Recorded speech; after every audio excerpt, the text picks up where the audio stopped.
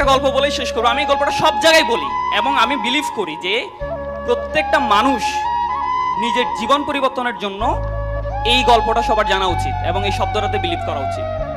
আমি সবসময় বলি যে পৃথিবীতে দেখবেন আপনারা সবাই দুটো প্রাণী আছে যে যারা তাদের নিজ নিজ জায়গায় তারা রাজা। যেমন আমরা ঈগলের নাম শুনছি, eagle is the king of bird kingdom, তাই না? ঈগল যখন আকাশে উড়ে তখন বাকি সবাই কিন্তু তার নিচে থাকে এবং সে সবসময় বিলিভ করে যে I am the king of the bird kingdom. Eagle একবার কি করছিল, ডিম পাড়ছিল, তো ডিমটা পরে ওই যে মুরগি যেখানে হয় সে জায়গায় ডিমটা পড়ছিল। তো এই ডিম থেকে যে বাচ্চা বের হয়েছে এটা কার বাচ্চা? বাচ্চাটা কার? কিন্তু আছে কাদের সাথে? এখন এই বাচ্চা যখন ডিম ফুটে যখন বাচ্চা হইলো তখন সে তার আশেপাশে দেখতেছে সব মুরগি, এমনকি সে নিজেকে ঈগলের বাচ্চা চিন্তা করবে?